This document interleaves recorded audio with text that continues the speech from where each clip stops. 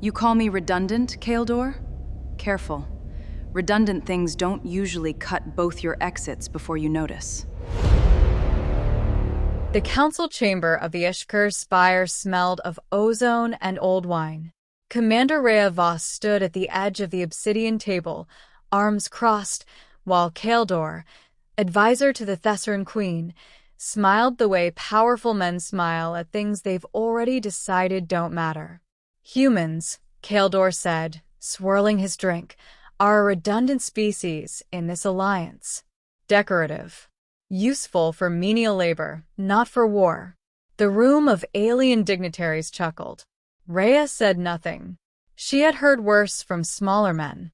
She simply watched the two exits, the north archway and the service corridor behind the wine table, the way she always watched exits, out of habit, not fear.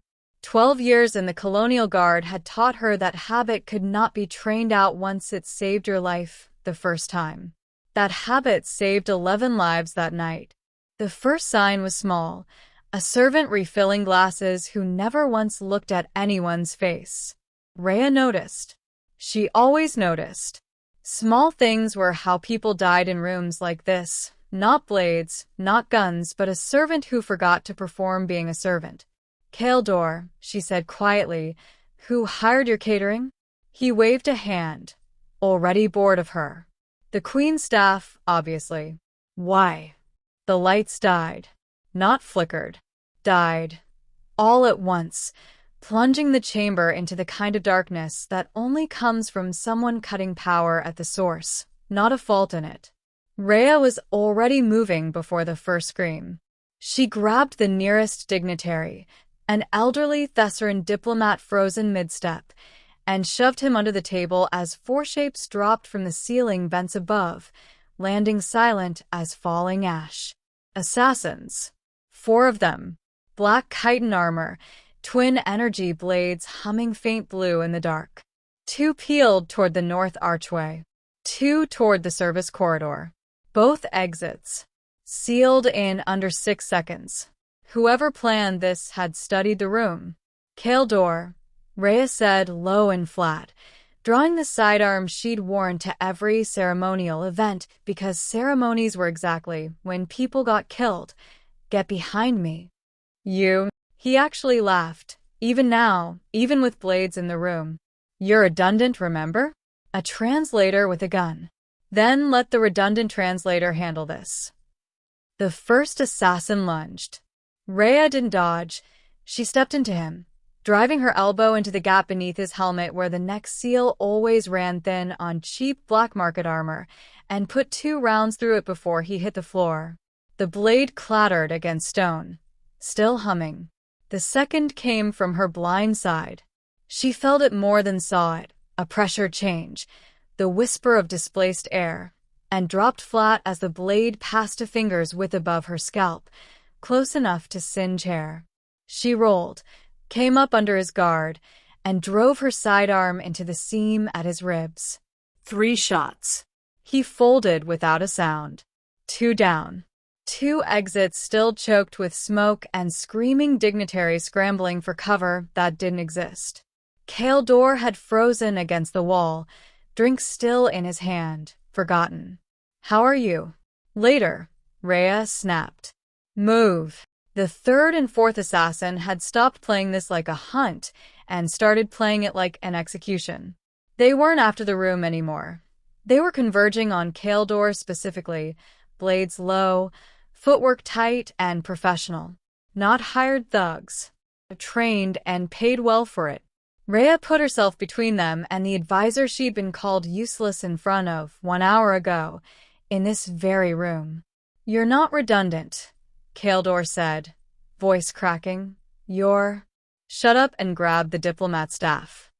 She nodded at a ceremonial rod on the table, heavy alloy, blunt, better than nothing. He grabbed it, hands shaking so hard the metal rattled. The 3rd assassin struck first, blade arcing for Reya's throat. She caught his wrist mid-swing, twisted, and used his own momentum to slam him face first into the obsidian table hard enough to crack the stone beneath him. He went down groaning, disarmed, blade skidding across the floor. The fourth was smarter. He hung back, drew a small dart pistol instead of closing the distance, and fired, not at Reya, at Kaldor. Reya threw herself sideways, taking the dart meant for the advisor's throat in her own shoulder instead. Cold fire spread down her arm almost instantly, paralytic, fast-acting, professional-grade, the kind used only by people who expected to fail once and needed insurance for it. Reya. Kaldor's voice, genuinely afraid now, no mockery left in it at all. Her right arm went numb to the elbow. She switched the sidearm to her left hand without hesitation.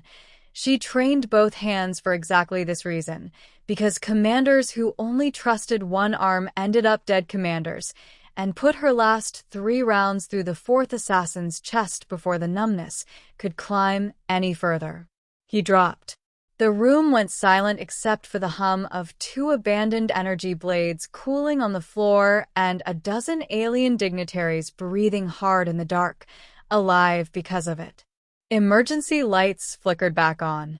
Security finally poured through the archway, 40 seconds too late, weapons raised at threats already lying still on the floor. Kaldor stood frozen, the ceremonial rod still clutched in both hands, staring at Reya as she pressed her working hand against the dart wound, blood warm and already going cold at the edges. "You count 2 doors," she said, breathing hard, swaying slightly. "That's not a room, that's a trap. Vents. Floor panels. Service ducts. That's 4 more ways in you never once accounted for. You should learn to count higher than 2 before you call something redundant again." She sat down heavily in the chair beside him, not asking permission, not caring any more about ceremony, and let the medics finally reach her. Kaldor knelt beside her, and for the first time all night, he wasn't smiling. "I was wrong," he said quietly. "Yes," Reya agreed, eyes already closing against the paralytic's pull. "You were." By morning, the Thessaryn Queen herself would rewrite the treaty terms in humanity's favor. Humanity's seat at the table was no longer decorative, no longer an afterthought clause in someone else's alliance. It never had been. It had simply been waiting for someone to notice.